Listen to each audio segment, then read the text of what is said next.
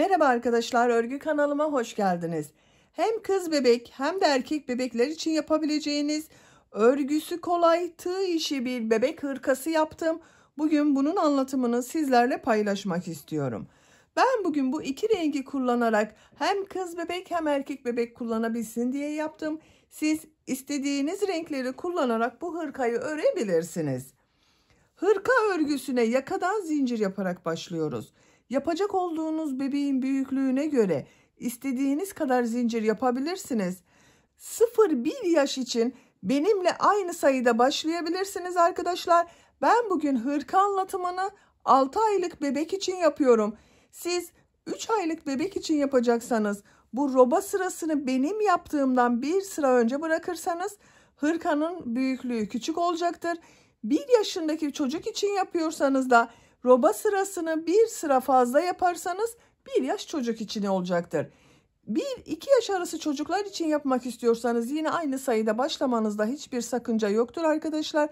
Sadece bu roba sırasını benim yaptığımdan 2 sıra fazla yaparsanız 1-2 yaş arası çocuklar için olacaktır. Benim size söylemiş olduğum bu benim elimin sıklığına göre olan ölçü arkadaşlar. Sizin elinizin sıklığına göre başlama sayısını daha az veya daha fazla sayıda başlamanız gerekebilir. Roba bölümünü çizgili yaptım. Bakın ben bugün iki rengi kullanarak 2 sıra trabzan, 1 sıra sık iğne yaptım. Aynı modeli kol bölümlerinde de devam ettim. Bakın aynısı oldu. Gövde bölümünde popcorn modelleri uyguladım. Popcorn modellerini kol uçlarında da yaptım. Burada ve kol uçlarında da bir düz bir ters örgüler yaptım. Çok şık oldu. Roba bölümünün buraya 3 tane düğme yaptım. Bakın. Giydirip çıkarması kolay. Ben 3 düğme yaptım. Siz isterseniz bunu 5-6 düğmeli olarak da yapabilirsiniz. İplik olarak beyaz renk iplikten bir yumak iplik kullandım arkadaşlar. Bakın bu iplikten 100 gram iplikten bir yumak iplik kullandım. 100 gram iplik üzerinde 330 metre var. Yeşil renk iplik olarak da Canan el örgü iplikleri var. Bunu kullandım. Bu iplikten de bakın bir yumak iplikten bu kaldı elimde. Kullandığım iplik üzerinde 100 gram iplikte 320 metre var. Bir yumak iplik kullandım. Renk numarasını soranlar için de BS 027. Siz bunu dediğim gibi istediğiniz marka iplik ve renkleri kullanarak yapabilirsiniz. Tığ olarak örgüde 5 numara tığ kullandım arkadaşlar. Bakın bu şekilde 5 numara 3 milimetre tığ kullandım hırka örgüsünde. Sadece bu kol uçlarında biraz daha toplasın diye 4 numara 2,5 milimetre tığ kullandım. Sadece burada kullandım bu tığı. Bitmiş olarak size ölçülerini de söylüyorum. Başlamadan önce fikriniz olsun. Bakın buradan gövde genişliğini ölçüyorum. 26 santimetre. İnç olarak ölçüyorum. Bazı arkadaşlar inç çalışıyor. Onun için inç ölçülerini de veriyorum. 10 inç. Gövde yüksekliğini ölçüyorum. Bak omuzdan bitmiş olarak ölçülerini söylüyorum.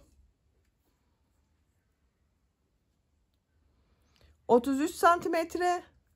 İnç olarak ölçüyorum. 13 inç. Kol yüksekliğini ölçüyorum. Kol altı yüksekliği 19 santimetre. İnç olarak ölçüyorum. 7,5 inç. Omuzdan itibaren tam kol yüksekliğini ölçüyorum.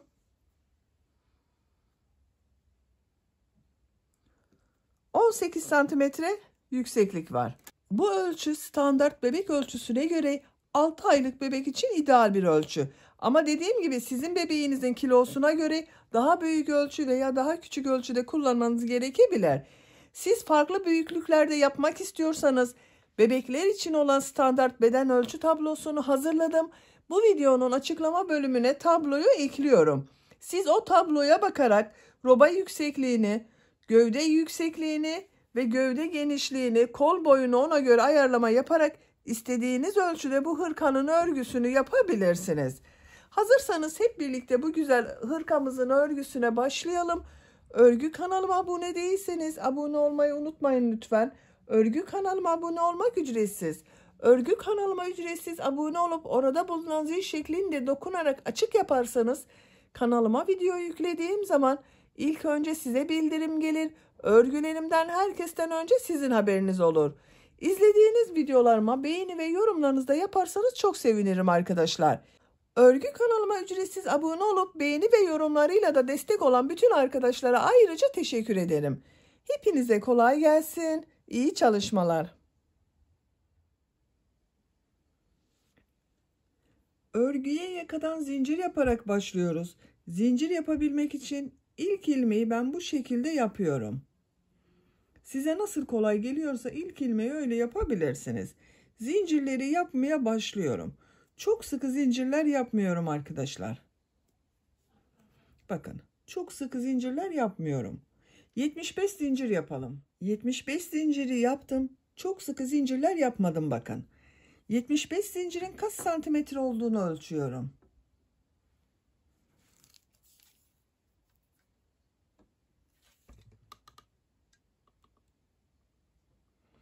...31 santimetre geldi arkadaşlar. Sizin elinizin sıklığına ve iplik kalınlığınıza göre daha az veya daha çok sayıda zincir yapmanız gerekebilir. Bu ölçüde yapacaksanız.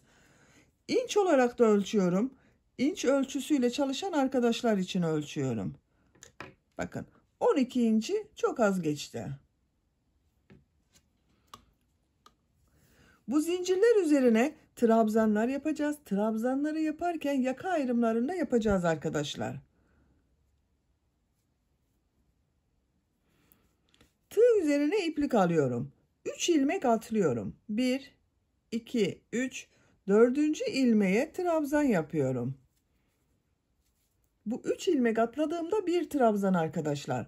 10 trabzan yapıyorum. 1, 2 oldu. 3, 4, 5,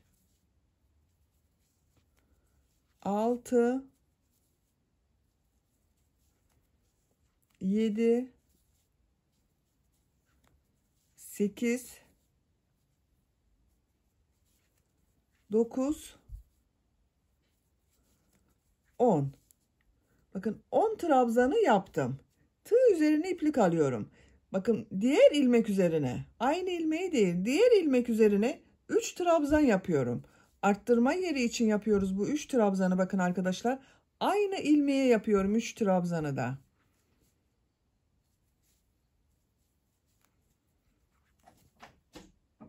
Üç trabzan yaptım aynı ilmek içine. Kol bölümü için 14 trabzan yapıyorum. 1, 2, 3, 4, 5, 6, 7, 8, 9, 10, 11, 12, 13, 14.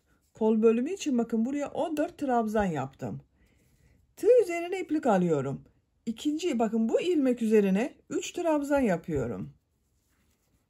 1, 2, 3. Arttırma yeri için buraya 3 trabzan yaptım. 20 trabzan yapıyorum arkadaşlar. 1, 2, 3, 4, 5, 6, 7, 8, 9, 10, 11, 12, 13, 14, 15, 16, 17, 18, 19, 20. 20 trabzan yaptım. Arttırma yeri için bir ilmek üzerine 3 trabzan yapıyorum. 1, 2, 3. Bu kol bölümünde 14 trabzan yaptım. Bu kol içinde buraya 14 trabzan yapıyorum. 1, 2, 3, 4, 5, 6, 7, 8, 9, 10, 11, 12, 13, 14. Kol bölümü için 14 trabzan yaptım. Tığ üzerine iplik alıyorum. Bir ilmek içine arttırma yeri için 3 trabzan yapıyorum. 1, 2, 3. Bakın aynı ilmeğe 3 trabzan yaptım. 10 trabzan yapıyorum. Bakın sıra başında 10 trabzan yaptım. Buraya da 10 trabzan yapıyorum. 1, 2, 3, 4, 5, 6, 7, 8,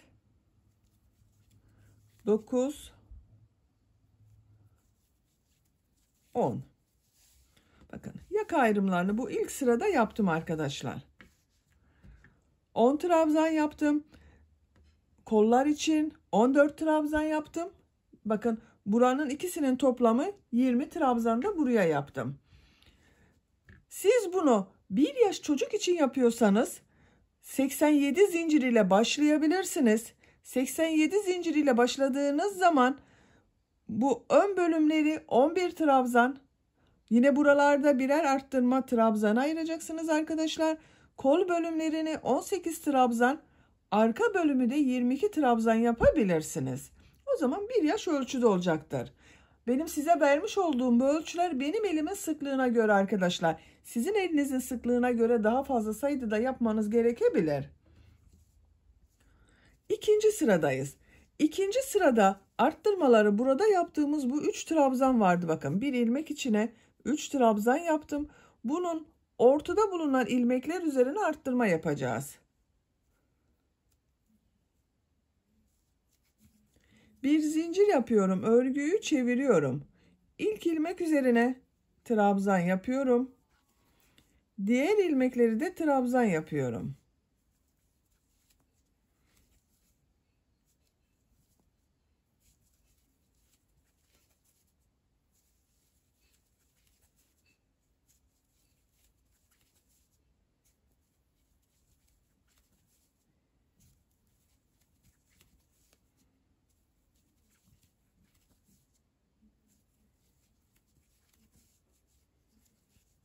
Bakın burada 3 trabzan yaptım. Bunun ilk trabzanın üzerine trabzan yapıyorum. Bu ortada bulunan ilmek üzerine 3 tane trabzan yapıyorum. 1, 2,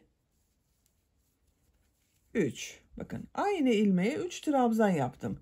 Buraya işaret yapalım isterseniz. Bakın bu 3 trabzan yaptığımın ortada bulunan ilmeğe işaret iğnesi takıyorum. Siz isterseniz işaret iğneleriniz yoksa bu şekilde iplik ile de işaret yapabilirsiniz. Kol bölümünde bulunan ilmekler üzerine trabzanlar yaparak devam ediyorum. Arttırma yapacağımız bu ilmeğe kadar devam edelim. Kol bölümünde trabzanları yaparak arttırma yapacağım bu ilmeğe kadar tamamladım bakın. Bir alt sırada aynı ilmeğe 3 trabzan yaptım. Birisine kol bölümü için trabzan yaptım. Bu ortada bulunan ilmek üzerine 3 trabzan yapıyorum. 1 2 3. Buraya da işaret yapalım. Bakın bu 3 trabzanın ortada bulunan ilmeğe arttırma yeri için işaret yapıyorum. Bu işaret yaptığımız ilmeklere bir sonraki sırada arttırma trabzanları yapacağız. Diğer ilmekler üzerine birer defa trabzan yaparak devam ediyorum. Diğer arttırma yerine kadar devam edelim. Arttırma yapacağım ilmeğe kadar bakın arka bölümde trabzanları yaptım. Bu arttırma ilmeğinin üzerine 3 trabzan yapıyorum. 1 2 3. Buraya da işaret yapıyorum. Bakın 3 trabzanın ortada bulunan ilmeğe işaret yapıyorum.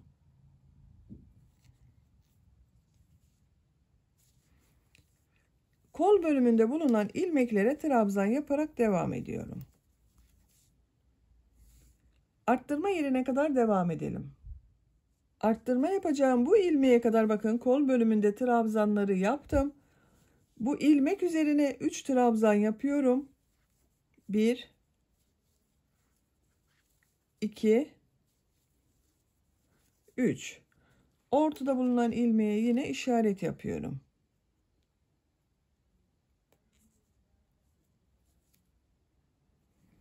Diğer ilmeklere trabzan yaparak devam ediyorum.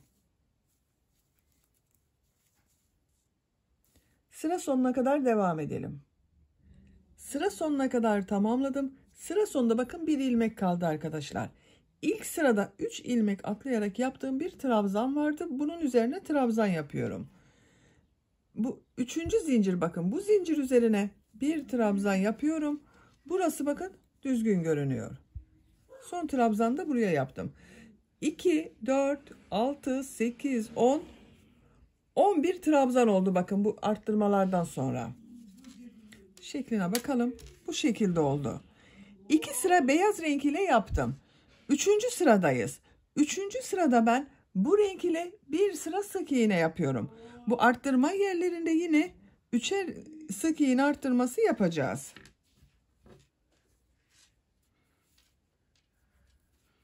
İlmeğin rengini bu renk yapıyorum. Bir zincir yapıyorum, sağlamlaştırıyorum. Örgüyü çeviriyorum. Beyaz ipliği kesmiyorum. Bir sonraki sırada bu iplik ile devam ediyorum. İlk ilmek üzerine sık iğne yapıyorum. Diğer ilmekler üzerine de sık iğne yapıyorum. Her ilmeğe bir sık iğne yapıyorum.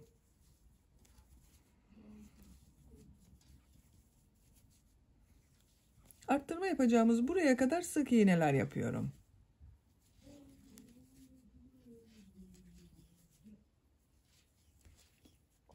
Bağladığım ipliğin bakın ucunu da içeride tutuyorum, kaybediyorum arkadaşlar.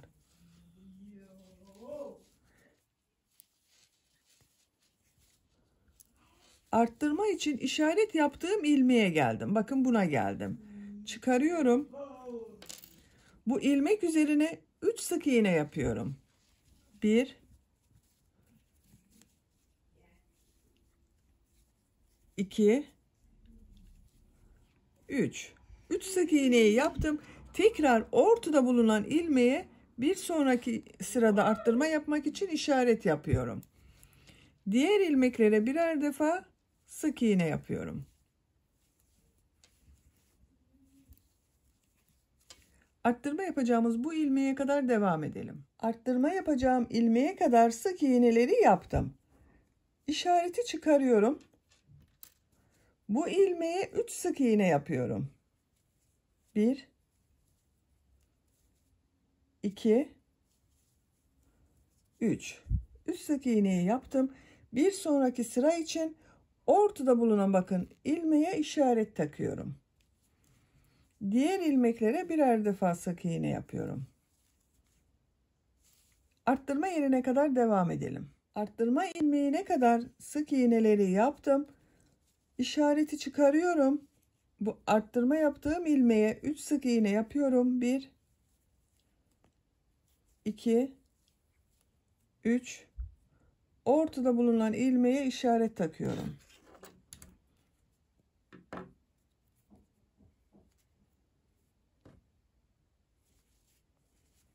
Diğer ilmeklere birer defa sık iğne yapıyorum. Arttırma yapacağımız bu ilmeğe kadar devam edelim. İşaret yaptığım arttırma ilmeğine kadar sık iğneleri yaptım. Bu işaret yaptığım ilmek üzerine 3 sık iğne yapıyorum. 1 2 3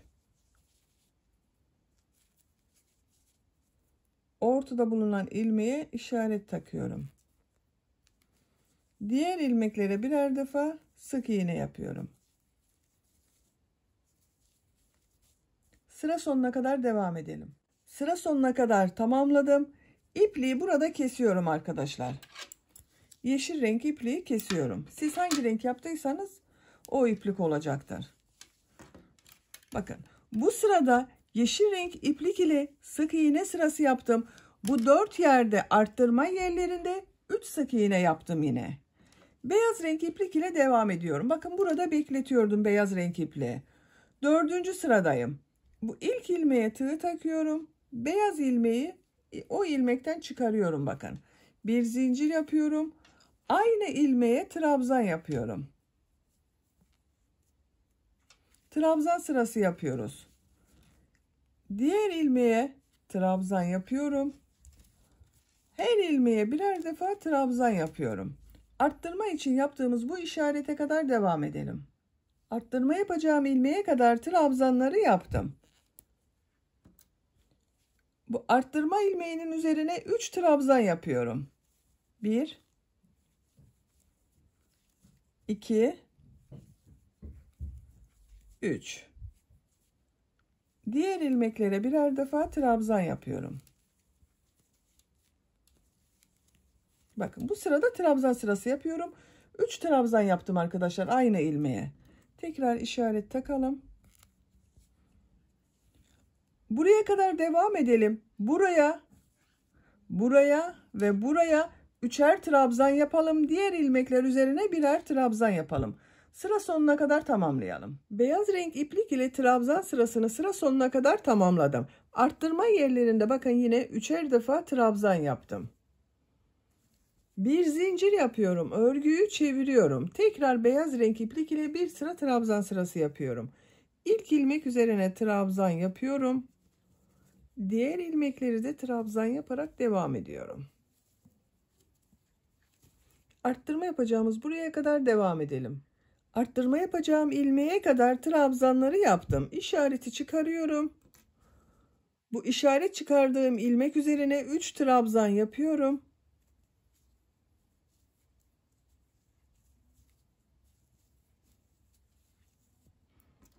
Bir sonraki sıra için ortada bulunan ilmeğe işaret takıyorum.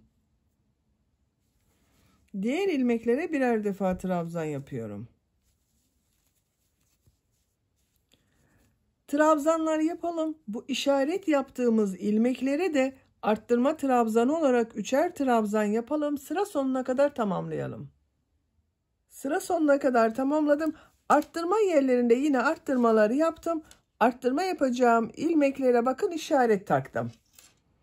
Yeşil renkli ipliğe geçiyorum tekrar. İlmeğin rengini yeşil renkli yapıyorum. Bir zincir yapıyorum. Örgüyü çeviriyorum. İlk ilmek üzerine sık iğne yapıyorum. Sık iğne sırası yapıyoruz. Diğer ilmekleri de sık iğne yaparak devam ediyorum.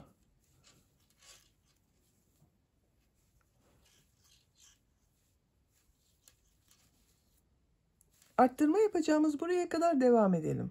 Arttırma yapacağım ilmeğe kadar sık iğneleri yaptım. İşareti çıkarıyorum.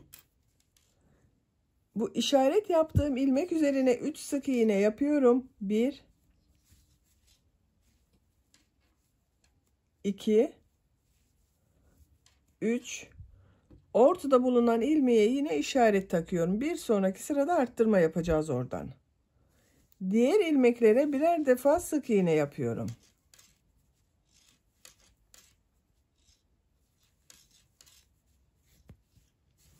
Arttırma yerine kadar devam edelim. Arttırma yerinde 3 sık iğne yapalım. Bu arttırma yerine yine 3 sık iğne. Buraya da 3 sık iğne yapıyoruz. Diğer ilmeklere birer defa. Sıra sonuna kadar devam edelim. Sıra sonunda ipliği keselim. Tekrar buradan beyaz renk iplik ile 2 sıra trabzan sırası yapalım. Tekrar renkli ipliğe geçiş yapalım. Robanın örgüsü bu şekilde devam edecek arkadaşlar. Bakın. Yapacak olduğunuz bebeğinizin büyüklüğüne göre roba sırasını bu 4 noktadan düzenli arttırmalar yaparak 2 sıra beyaz ile trabzan sırası, bir sırada sık iğne sırası yaparak tamamlayalım gelelim. Robanın örgüsünü yapacağım ölçüye göre ben tamamladım arkadaşlar. 4 noktadan arttırmalar yaptım bakın. 1, 2, 3, 4. Kaç sıra yaptığımı sayıyorum. 1, 2, sık iğneler de sayıyorum. 3, 4, 5, 6, 7, 8, 9, 10, 11, 12, 13 sıra oldu. Santimetre olarak ölçüyorum.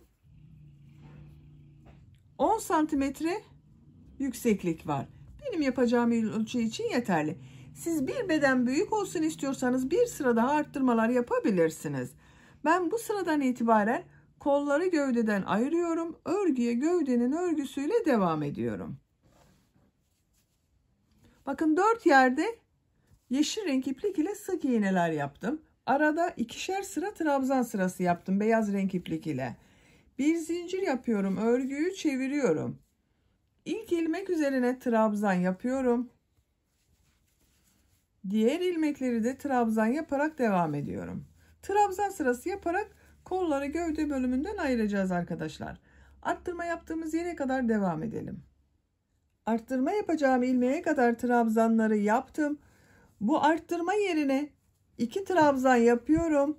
Bakın burada 2 trabzan yapıyorum arkadaşlar. Bir zincir yapıyorum kol altı için. Tığ üzerine iplik alıyorum. Kol bölümünde bulunan bu ilmekleri atlıyorum. Kol ile arka bölümü ayıran bakın. Burada arttırma yaptığım şu 3 trabzanın ortada bulunan trabzan üzerine 2 trabzan yapıyorum.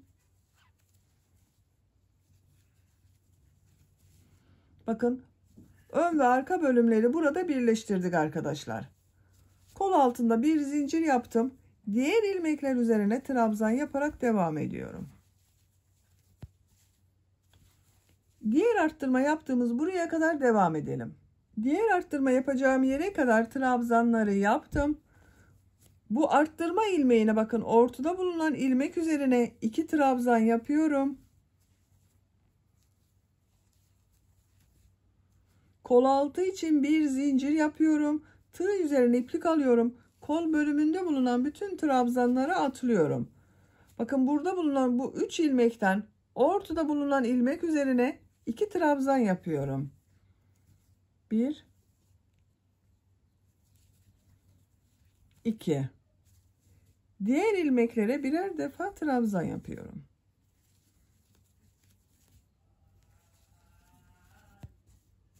Sıra sonuna kadar devam edelim. Sıra sonuna kadar trabzanlar yaparak tamamladım. Bakın arkadaşlar görüntüsü böyle oldu. Bu sırada kolları gövdeden ayırdık. Örgüye artık gövdenin örgüsüyle devam edeceğiz. Bakın böyle bir görüntüsü oldu. Diğer renk ipliğe başlıyorum.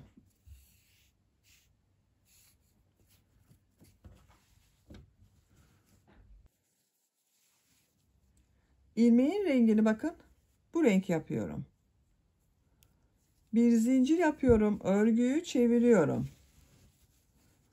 İlk ilmek üzerine sık iğne yapıyorum. Sık iğne sırası yapıyorum.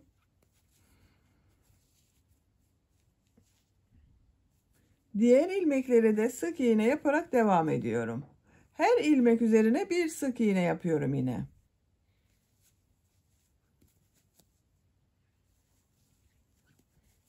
Bakın iplikleri de içeride tutuyorum. Kol altı yaptığımız buraya kadar devam edelim. Kol altı yaptığım yere kadar sık iğneleri yaptım. Kol altında burada bir zincir yaptım. Bu bir zincir üzerine 2 sık iğne yapıyorum. 1 2 aynı ilmeğe 2 sık iğne yaptım. Diğer ilmeklere birer defa sık iğne yapıyorum.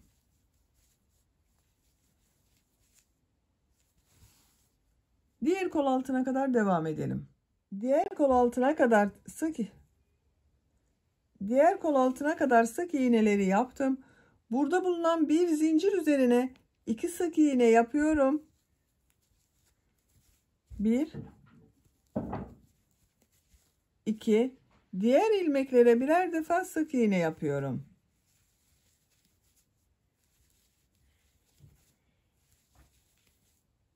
Sıra sonuna kadar devam edelim. Sıra sonuna kadar tamamladım. Bir sıra sık iğne yaptık bakın arkadaşlar. Kol altında bu bir zincirlerin üzerine 2 sık iğne yaptım. Bakın her iki kol altında. Şeklini görelim bakın. Örgünün düz tarafının görüntüsü böyle. Bu sırada model yerleştirmeye başlıyorum. Popcorn modelini örgünün ters tarafından yapıyoruz arkadaşlar. Bakın burası düz tarafı. Şu şekilde örgüm düzgün denk geldi. Buradan model yerleştirmesi yapıyorum. Bir zincir yapıyorum, örgüyü çeviriyorum. İlk ilmek üzerine trabzan yapıyorum. Bir ilmek atlıyorum. İkinci ilmek üzerine popcorn modeli yapıyorum. 4 defa ilmek topluyoruz arkadaşlar bakın. Trabzan yapıyor gibi yapıyorum. Hepsinin içinden bir defa da çekiyorum. Bakın örgünün düz tarafı kabarık görünüyor. Bir zincir yapıyorum. Bir ilmek atlıyorum. İkinci ilmeğe popcorn modeli yapıyorum. 1 2 3 4 uzatarak yapıyorum bakın. Hepsinin içinden bir defa da çekiyorum. Bir zincir yapıyorum. Tığ üzerine iplik alıyorum. Bir ilmek atlıyorum. İkinci ilmeğe bakın trabzan yapıyor gibi çektim, uzatıyorum. İlmeği çıkardım. Tığ üzerinde 2 ilmek var. Tekrar tığ üzerine iplik alıyorum. Aynı ilmekten trabzan yapıyor gibi ilmek aldım. Tığ üzerinde 4 ilmek var. 2 ilmekten çıkarıyorum. Tığ üzerinde 3 ilmek var. Tekrar tığ üzerine iplik alıyorum. Aynı ilmekten ilmek yapıyorum. 2 ilmekten çıkardım. Tığ üzerinde 4 ilmek var. Tekrar tığ üzerine iplik alıyorum. Bir ilmek daha aldım. İkisinden çıkardım. Tığ üzerinde 2, 4, 5 ilmek var. 4 defa trabzan yapıyor gibi yaptım. Hepsinin içinden bir defa da çekiyorum. Bir zincir yapıyorum.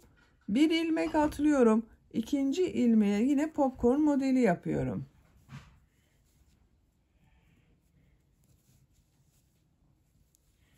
Elimi takip ederseniz daha iyi anlaşılır bakın.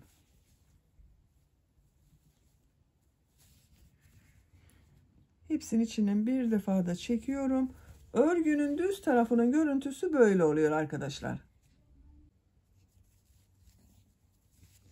Bir zincir yapıyorum. Bir ilmek atlıyorum. İkinci ilmeğe popcorn modeli yapıyorum.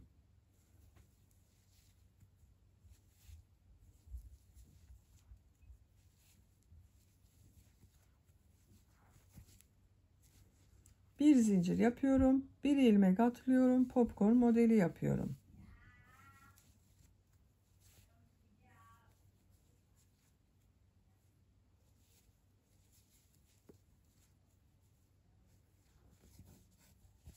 Bu şekilde arkadaşlar. Popcorn modelleri yaparak sıra sonuna kadar devam edelim. Modelleri yaparak sıra sonuna kadar tamamladım. Sıra sonunda 2 ilmek kaldı. Bir zincir yapıyorum. Bir ilmek atlıyorum. Son ilmek üzerine trabzan yapıyorum. Bakın bu sırada model kurulumunu yaptım. Kabarık modelleri elde ettim arkadaşlar.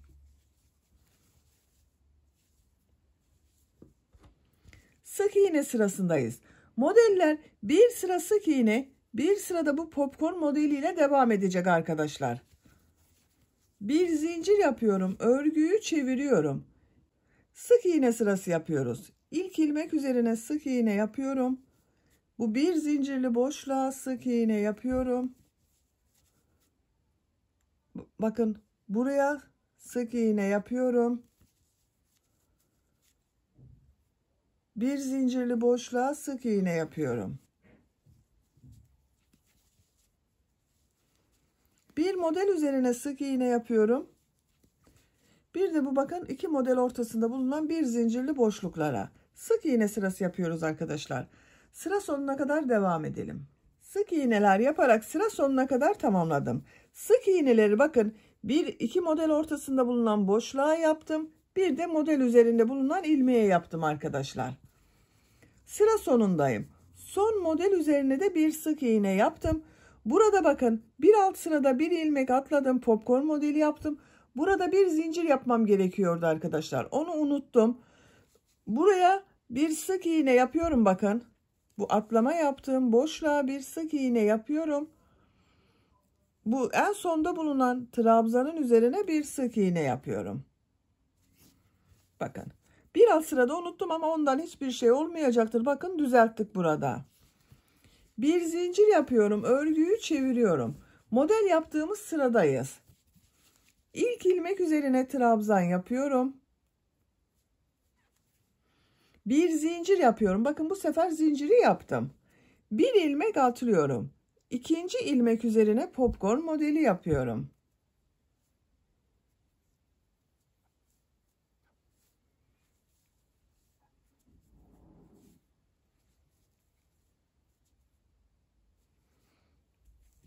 Bir zincir yapıyorum. Bir ilmek atlıyorum. İkinci ilmek üzerine popcorn modeli yapıyorum.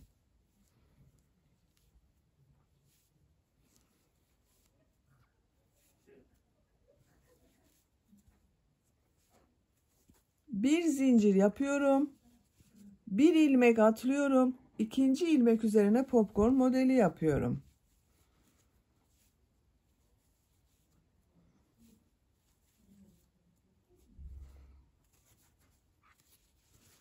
Bakın. Bu şekilde popcorn modelleri yapıyoruz. Model üstüne geliyor bakın arkadaşlar. Üst üstüne denk geliyor. Kaydırmamaya dikkat edelim. Sıra sonuna kadar popcorn modelleri yaparak devam edelim. Modelleri yaparak sıra sonuna kadar tamamladım. Bakın görüntü olarak böyle arkadaşlar. Model daha belirgin oldu. Sık iğne sırasındayım. Bir zincir yapıyorum. Örgüyü çeviriyorum. İlk ilmek üzerine sık iğne yapıyorum. Bakın bu bir zincir yaptığım boşluğa sık iğne yapıyorum. Model üzerine sık iğne yapıyorum.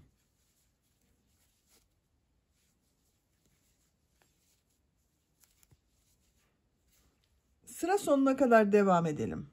Sık iğneler yaparak sıra sonuna kadar tamamladım. Bir zincir yapıyorum, örgüyü çeviriyorum. Örgünün ters tarafındayım, model sırasındayım. İlk ilmek üzerine bir trabzan yapıyorum. Bir zincir yapıyorum, tığ üzerine iplik alıyorum. Bir ilmek atlıyorum. İkinci ilmek üzerine popcorn modeli yapıyorum.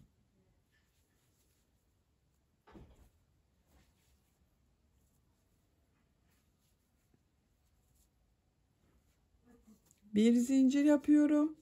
Bir ilmek atlıyorum, model yapıyorum.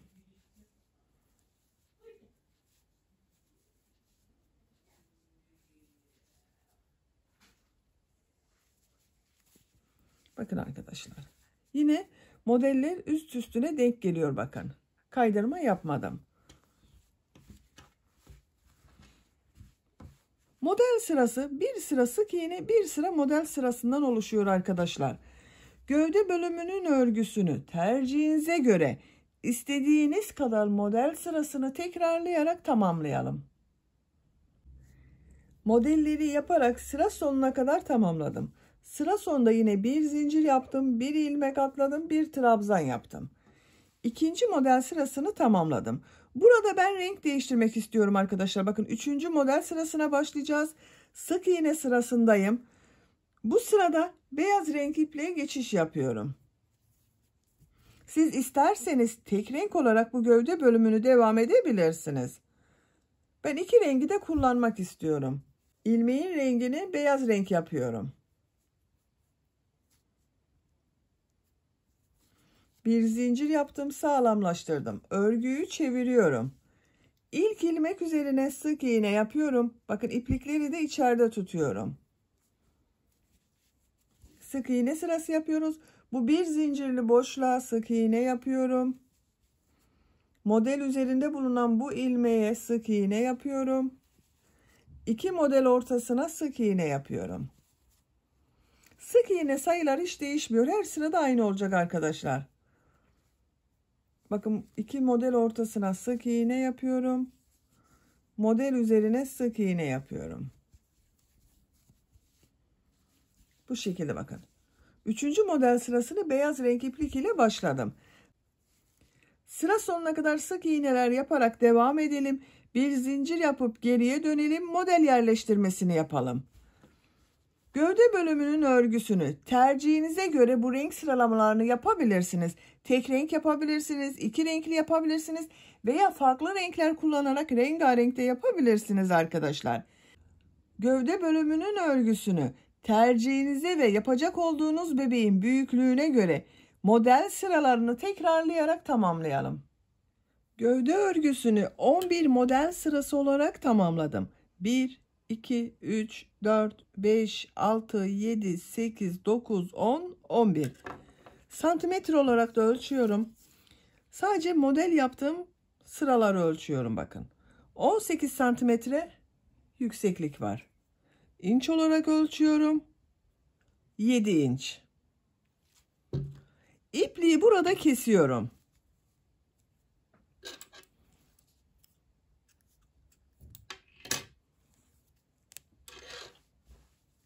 Bakın arkadaşlar, görüntüsü bu şekilde oldu. Şimdi ön patları yapacağız. Ön patlarda sık iğne yapıyorum. Beyaz renk iplik ile yapıyorum.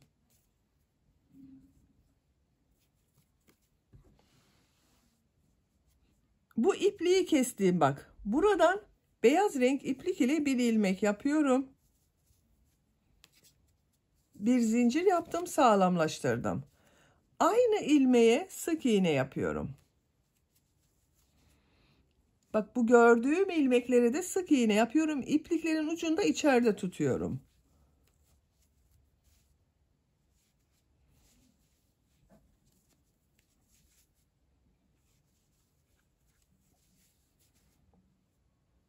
Her sıraya bak. Bu her sıraya 2 sık iğne yapıyorum. Sık iğne yaptığım sıraya 1 sık iğne yapıyorum. Benim böyle güzel denk geliyor. Siz elinizin sıklığına göre bu sık iğne sıklığını ayarlayabilirsiniz. Bakın arkadaşlar, bu şekilde sık iğne yapıyoruz. Yaka başlangıcına kadar devam edelim. Yaka başlangıcına kadar bir sıra sık iğne yaptım arkadaşlar. İkinci sırada yine sık iğne yapacağız. Ama bu sık iğneleri yaparken bu yakanın buraya 3 tane düğme iliği yapmak istiyorum ben. Yerlerini işaret yapalım. Bakın, birisini hemen bu beyaz rengi bitirdim. Roba bitimine yapıyorum. Birisi bu yaka başlangıcında olacak. Bir diğeri de ikisinin ortasında. Bakın, şuraya yaparsak iyi olur. 3 tane düğme iliğini yerlerini belirledim.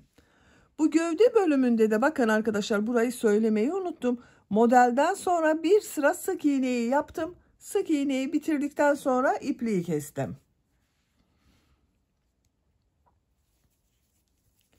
Yaka başlangıcındayım. Bir zincir yapıyorum. Örgüyü çeviriyorum. İlk ilmek üzerine sık iğne yapıyorum. İlk düğme iliğini buraya yapıyoruz. Düğme iliği için 2 zincir yapıyorum. 2 ilmek atlıyorum. 3. ilmeğe sık iğne yapıyorum. İlk düğme iliğini buraya yaptım. Diğer düğme iliği yapacağım yere kadar sık iğne yapıyorum. Kaç sık iğne yaptığımda sayalım. 8 sık iğne yaparsam iyi olacaktır. Bak, 1, 2, 3, 4, 5, 6, 7, 8. 8 sık iğneyi yaptım. Bak, düğme için işaret yaptığım yere geldim. 2 zincir yapıyorum düğme iliği için. 2 ilmek atlıyorum. Sık iğne yapıyorum. Bir sık iğne yaptım. Burada kaç sık iğne yaptıysanız siz bu iki düğme iliği arasında da aynı sayıda zincir yapacaksınız. Ben 8 sık iğne yaptım. Buraya da 8 sık iğne yapıyorum. 1, 2, 3, 4, 5, 6, 7, 8. Düğme iliği için 2 zincir yapıyorum. 2 ilmek atlıyorum. Sık iğne yapıyorum. Diğer ilmekleri sık iğne yaparak devam ediyorum. Bakın arkadaşlar, yakanın buraya 3 tane düğme iliği yaptım. 1, 2, 3.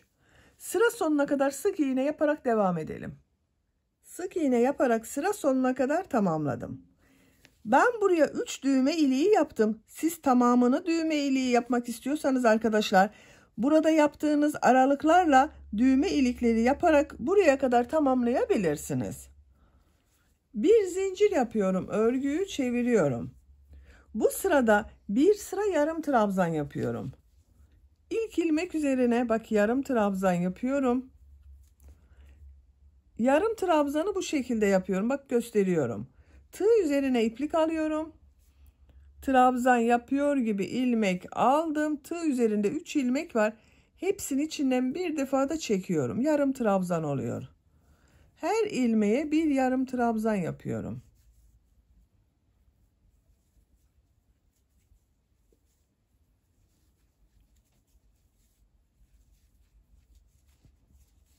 Bu şekilde. Bu düğme iliği yaptığımız yere kadar devam edelim. Yarım trabzanlar yaparak bak, düğme iliği yaptığım yere kadar tamamladım. Düğme iliği için buraya 2 zincir yaptım. Üzerine 2 yarım trabzan yapıyorum. 1, 2. Diğer ilmeklere yarım trabzan yapıyorum.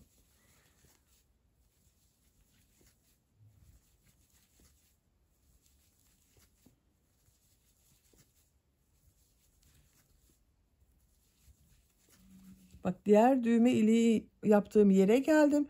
Bunun üzerine de 2 yarım trabzan yapıyorum.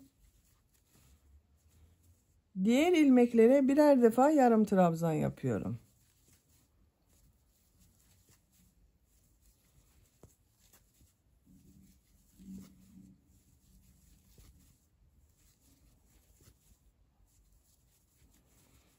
Bu 2 zincir üzerine 2 yarım trabzan yapıyorum.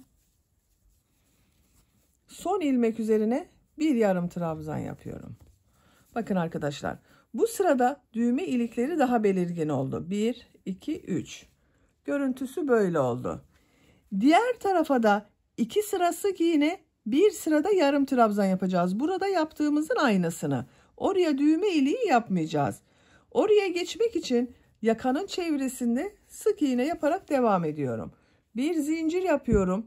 Aynı ilmeğe sık iğne yapıyorum. Diğer ilmekleri de sık iğne yaparak devam ediyorum. Her ilmeğe bir sık iğne yapıyorum.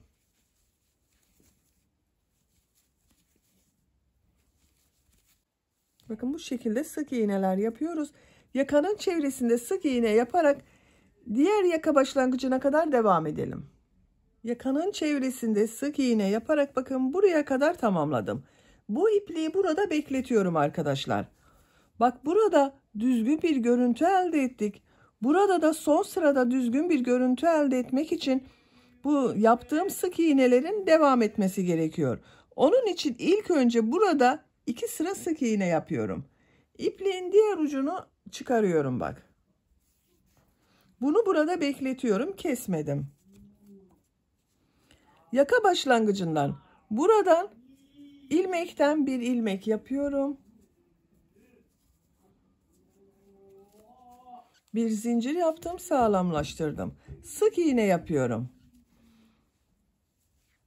Trabzan sıralarına 2 sık iğne yapıyorum. Sık iğne yaptığım sıraya 1 sık iğne yapıyorum.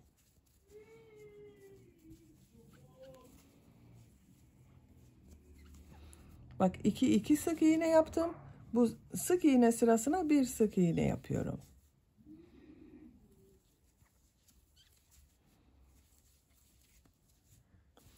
Sıra sonuna kadar devam edelim.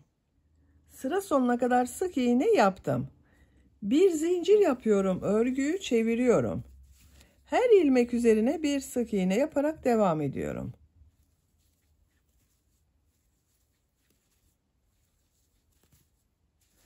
Sıra sonuna kadar devam edelim.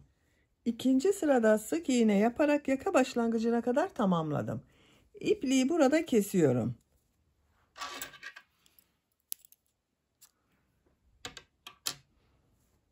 İlmeğin içinden çektim. 2 sıra sık iğne yaptım bakın. Bu ipliği burada bekletiyordum arkadaşlar. Yakanın çevresinde sık iğne yaptığım sırada bak, ipliği burada bekletiyordum. Bununla devam ediyorum.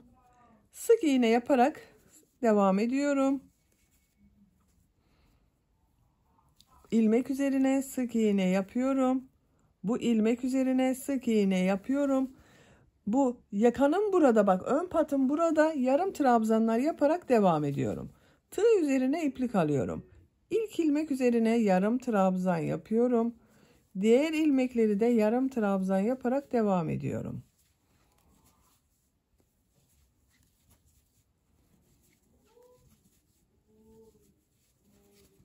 Bakın, ipliği burada beklettiğimiz için burada güzel bir görüntü oldu. Bak, bir kopukluk olmadı arkadaşlar.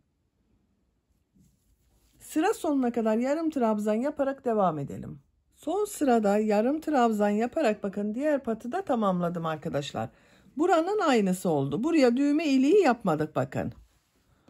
Şöyle bakalım. Buraya düğmesini dikeceğiz. Bu düğme iliklerini de takacağız bak. Şimdi bu uç bölümde bir düz bir ters örgüler yapacağız. Onu yapmak için de bir sıra trabzan sırası yapıyorum. Bak buradayım. 3 zincir yapıyorum. İlk ilmek üzerine trabzan yapıyorum. Diğer ilmeklere bak trabzan yaparak devam ediyorum. Her ilmeğe bir trabzan yapıyorum. Zaten sık iğne yaptım burada. Üzerine trabzan sırası yapıyorum. Sıra sonuna kadar devam edelim. Sıra sonuna kadar trabzan yaparak tamamladım. Bakın bir sıra trabzan sırası oldu arkadaşlar. Son ilmeğe de bir trabzan yaptım. İkinci sıradayız. İkinci sırada bu trabzanları bir düz bir ters boşluktan alarak trabzan yapıyorum.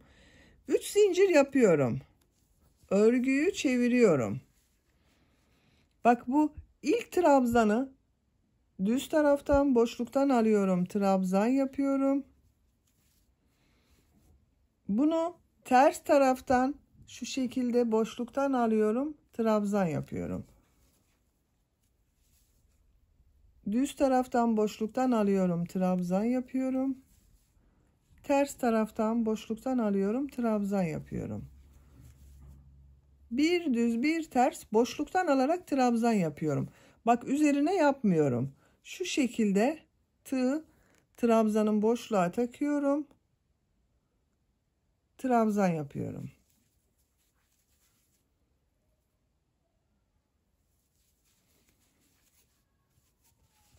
Görüntü olarak böyle oluyor bak düz tarafı.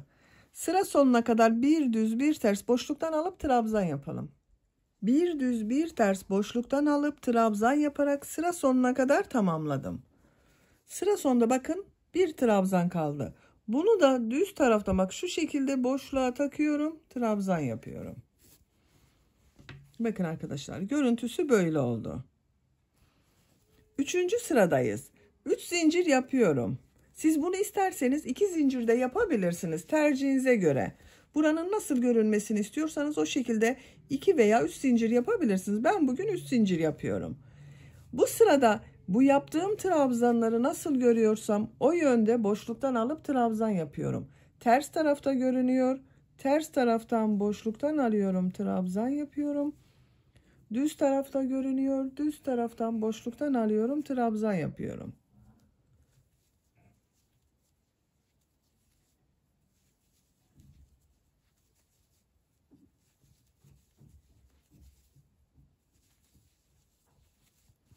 Bakın bu şekilde oluyor.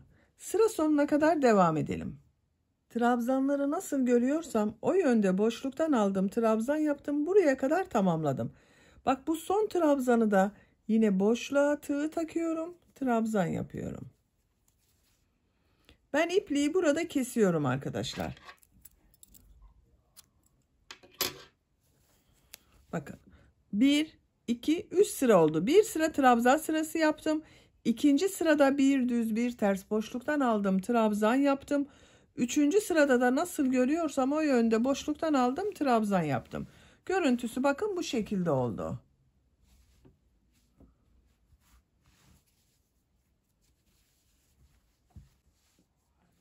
Gövde örgüsünü tamamladık arkadaşlar. Şimdi kollarını yapalım. Bakın ben kol örgüsünün birisini yaptım. Bu şekilde yaptım. Roba bölümünün devamı olarak yaptım kolun örgüsünü. Diğer kol örgüsünü sizinle birlikte yapalım. Düğmelerinde bakın diktim ben. Kol örgüsüne bak robada ne yaptıysak kol örgüsüne de aynısını yapıyorum. 2 sıra trabzan, bir sıra yeşil renk iplik ile sık iğne yapıyorum. Kol altından başlıyorum. Örgüye bakıyorum. Örgünün gelişine. Bak düz taraftan yapmışım. Bu sırada örgüyü ters taraftan yapmam gerekiyor. Kol altında bulunan şu ilmekten herhangi bir ilmek olabilir. Hiç fark etmez arkadaşlar. Buradan iplik bağlıyorum. Aynı ilmekten bir ilmek yapıyorum. Bak beyaz renk iplik ile yapıyorum. Tığ üzerine iplik alıyorum. Kol için buraya 2 arttırma yapıyorum bak arkadaşlar. Gövde bölümünde bu arttırma ilmeğinin üzerine 2 trabzan yaptım. Kol içinde 2 trabzan yapıyorum. Bak örgünün ters tarafından yapıyorum. Aynı ilmeğe bir trabzan daha yapıyorum. Diğer ilmeklere birer defa trabzan yapıyorum.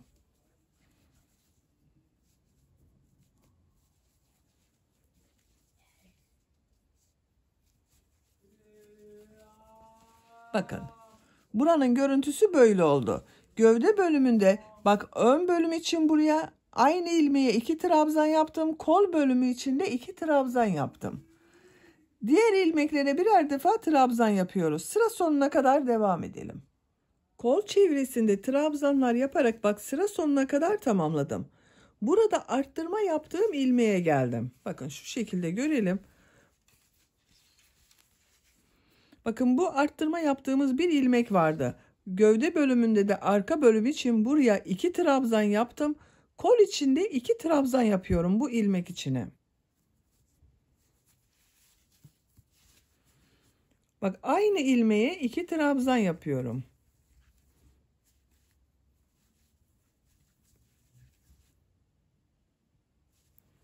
Bu ilk yaptığım ilmek ile bak burada bulunan bu ilk ilmek ile ilmek kaydırma yaparak sırayı birleştiriyorum.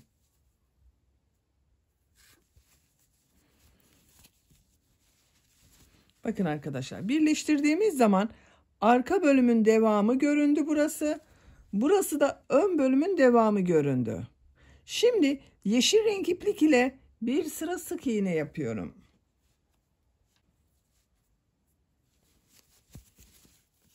Bak bu birleştirdiğim yerde ilmeğin rengini bu renk yapıyorum. Beyaz ipliği de kesmiyorum arkadaşlar. Daha sonra bak sık iğneden sonra 2 sıra daha trabzan sırası yapacağız. Bir zincir yapıyorum. Sağlamlaştırdım. Örgüyü çeviriyorum. Örgünün düz tarafındayım. Bu ilk ilmek üzerine sık iğne yapıyorum. Bu bak iplik ucunu da içeride tutuyorum. Beyaz ipliği burada bekletiyorum. Sık iğne yapıyorum. Diğer ilmeklere de sık iğne yapıyorum. Örgünün düz tarafındayım. Bu roba bölümünde yaptığımızın aynısını yapıyoruz kol bölümünde de. Sıra sonuna kadar sık iğne yaparak devam edelim. Kol çevresinde sık iğne yaparak sıra sonuna kadar tamamladım. Bak son ilmeğe de sık iğne yaptım.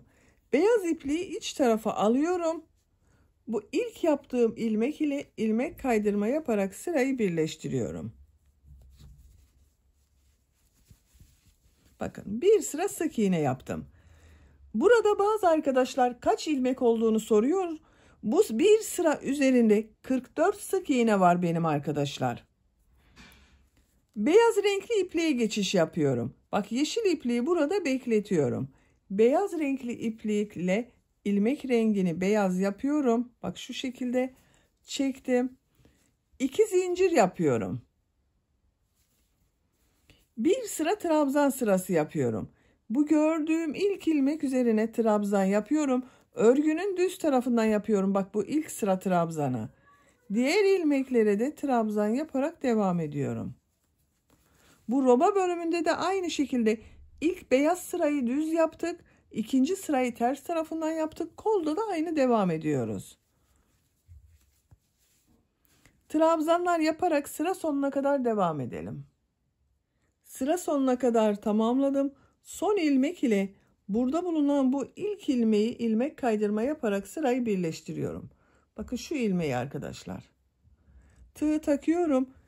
Bu renk ipliği de üste alıyorum bakın. Tığın üzerine alıyorum. İlmek kaydırma yapıyorum.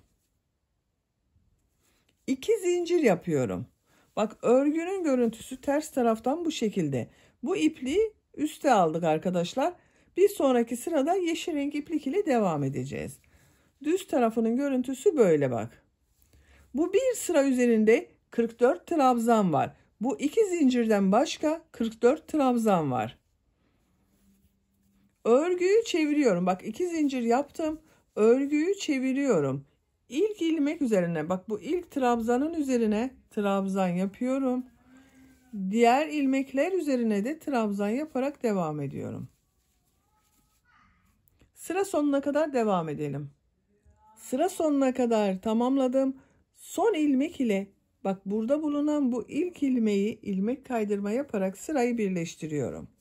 Örgünün ters tarafından yaptım bu sırada arkadaşlar bakın. İlmeğin rengini bu renk yapıyorum. Şu şekilde çektim. Bir zincir yapıyorum. Örgüyü çeviriyorum. Sık iğne sırasındayım. Bak bu renk ile sık iğne yapıyorum. İlk ilmek üzerine sık iğne yapıyorum. Diğer ilmeklere sık iğne yaparak devam ediyorum. Bakın sıra sonuna kadar devam edelim. İlmek kaydırma yaparak sırayı birleştirelim. Beyaz renk iplik ile düz taraftan bir sıra trabzan yapalım. 2 zincir yapalım. Örgüyü çevirelim. Ters taraftan beyaz renk iplik ile trabzan sırası yapalım. Örgüyü çevirerek örüyorum arkadaşlar. Bakın çevirmeden örerseniz burası ile burası arasında görüntü farklılığı olur. Aynı olması için kol bölümünde de örgüyü çevirerek örüyorum. Siz yuvarlak devam ederseniz görüntü farklı oluşur. Kolun örgüsü bu şekilde devam edecek. 2 sıra beyaz renk iplik ile trabzan sırası, bir sırada bu renk ile sık iğne sırası yapıyoruz. Bakın bu kolda olduğu gibi. Bu model bölümünü sizinle birlikte yaparız. Kolun örgüsünü tamamlayalım gelelim.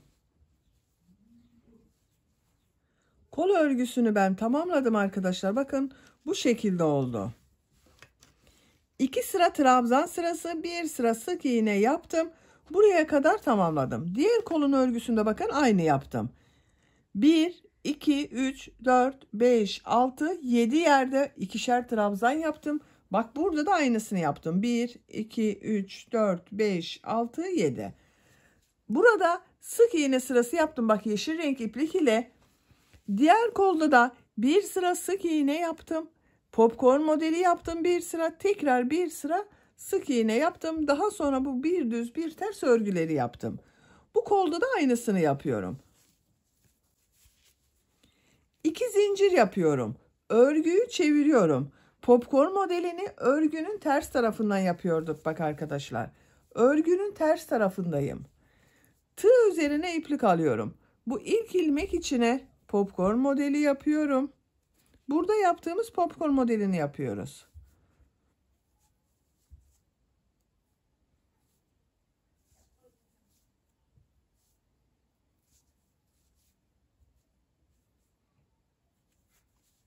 Popcorn modelini yaptım. Bir zincir yapıyorum. Tığ üzerine iplik alıyorum. Bir ilmek atlıyorum. İkinci ilmeğe popcorn modeli yapıyorum.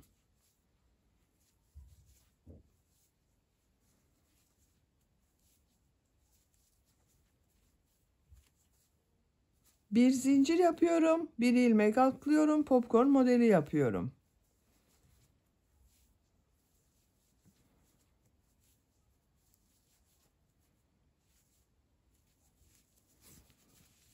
Bakın. Buradaki popcorn modelinin aynısı oluyor. Sıra sonuna kadar devam edelim. Sıra sonuna kadar tamamladım. Bak, modelden sonra bir zincir yapıyorum. Şurada bak, 2 zincirden sonra yaptığım bir ilmek var. Bununla ilmek kaydırma yaparak sırayı birleştiriyorum. Birleştirdiğim zaman görüntü böyle. Bir sıra popcorn modeli yaptım. Bak, bu kolda da aynısını yaptım. Şimdi bunun üzerine bir sıra sık iğne yapıyorum. Bir zincir yapıyorum. Örgüyü çeviriyorum. Bak, bu bir zincirli boşluğa sık iğne yapıyorum. Model üzerine bir sık iğne yapıyorum. Boşluğa bir sık iğne yapıyorum. Model üzerine sık iğne yapıyorum. Bu bir zincirli yaptığım yere bir sık iğne yapıyorum. Sık iğne sırası yapıyoruz. Sıra sonuna kadar devam edelim. Modeller üzerine sık iğne yaparak bak, sıra sonuna kadar tamamladım. Bu son yaptığım ilmek ile burada yaptığım bu ilk ilmeği ilmek kaydırma yaparak sırayı birleştiriyorum. İpliği kesiyorum. Bu ipliğin rengini burada bitirdim.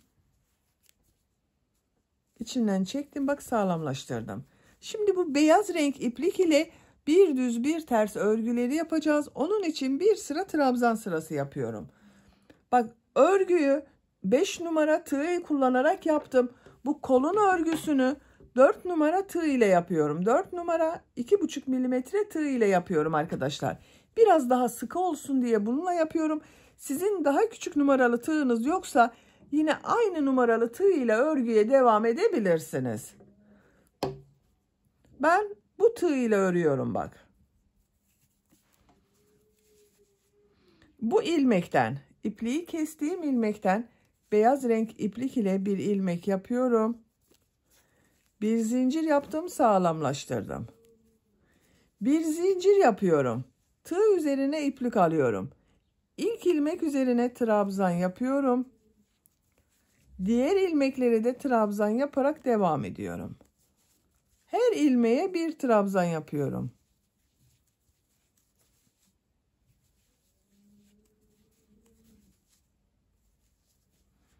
Bak, bağladığım ipliğin ucunda içeride tutuyorum arkadaşlar. Bak, burada iplik görünmüyor. Sıra sonuna kadar devam edelim. Sıra sonuna kadar tamamladım. Son ilmeği de trabzan yaptım. Son ilmek ile ilk yaptığım bak, bu ilmeği ilmek kaydırma yaparak sırayı birleştiriyorum. Bir sıra trabzan sırası yaptım arkadaşlar, bakın. Şimdi bunun üzerine bir düz bir ters örgüler yapacağız. 2 zincir yapıyorum. İlk trabzan, bak, bunu düz taraftan boşluktan alıyorum, trabzan yapıyorum. İkinci trabzanı ters taraftan boşluktan alıyorum, trabzan yapıyorum. Düz taraftan boşluktan alıyorum, trabzan yapıyorum. Ters taraftan boşluktan alıyorum, trabzan yapıyorum. Bir düz bir ters boşluklardan alarak trabzan yapıyoruz. Görüntü böyle, bakın. Sıra sonuna kadar devam edelim. Bir düz bir ters boşluktan aldım, trabzan yaptım, sıra sonuna kadar tamamladım. Son trabzanı bakın, düz taraftan boşluktan aldım, trabzan yaptım. Bu ilmek ile ilk yaptığım bu ilmeği, bak, 2 zincirden sonra yaptığım bu ilmeği ilmek kaydırma yaparak sırayı birleştiriyorum. Burada yaptığım bu 2 zincirde ters tarafta görünen trabzan oldu. Düz taraftan görünen trabzan ile başladım. Sıra sonunda da düz tarafta görünen trabzan ile bitirdim. Bakın arkadaşlar, bir düz bir ters örgüler yaptık. Bir sıra daha bunun gibi bir düz bir ters örgüler yapacağız. 2 zincir yapıyorum. Bu yaptığım trabzanları nasıl görüyorsam o yönde boşluktan alarak trabzan yapıyorum. İlk bak düz tarafta görünüyor. Düz taraftan boşluktan alıyorum, trabzan yapıyorum. Ters tarafta görünüyor. Ters taraftan boşluktan alıyorum, trabzan yapıyorum.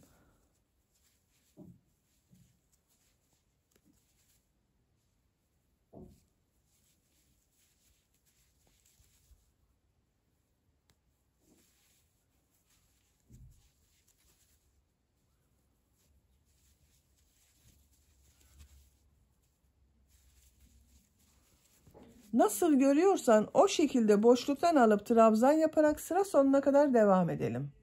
Sıra sonuna kadar tamamladım. Son trabzanda düz taraftan boşluktan aldım, trabzan yaptım. Son ilmek ile bu ilk ilmeği ilmek kaydırma yaparak sırayı birleştiriyorum. İpliği kesiyorum. Bak, bir zincir yapıyor gibi yaptım. İpliği kesiyorum.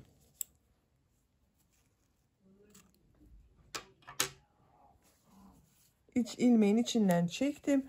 Bakın, kolun örgüsü böyle oldu. Bir küçük numaralı tığ ile yaptığımız için biraz daha topladı bak arkadaşlar. Daha sık oldu burası. Bebeğin bileğine göre olacaktır.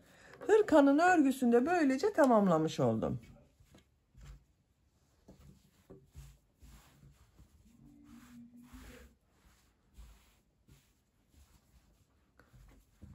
Arka görüntüsü bakın bu şekilde.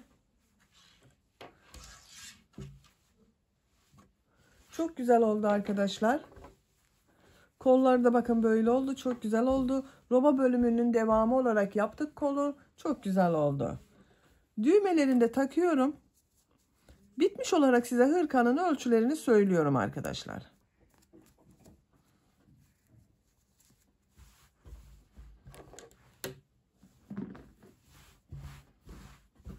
Bakın. Düğmesini taktığımız zaman görüntüsü böyle oldu.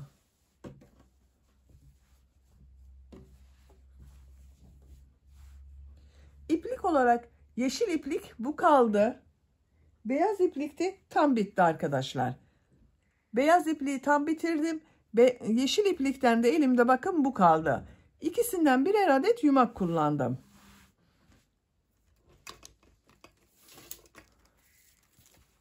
İlk önce gövde genişliğini ölçüyorum.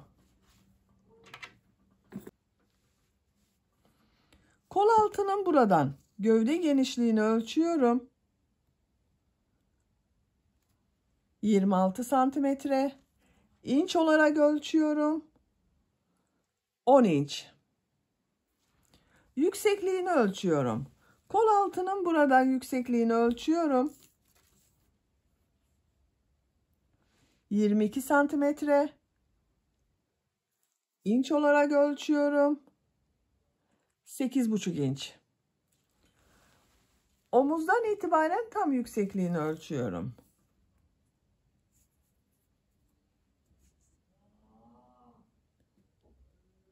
33 santimetre.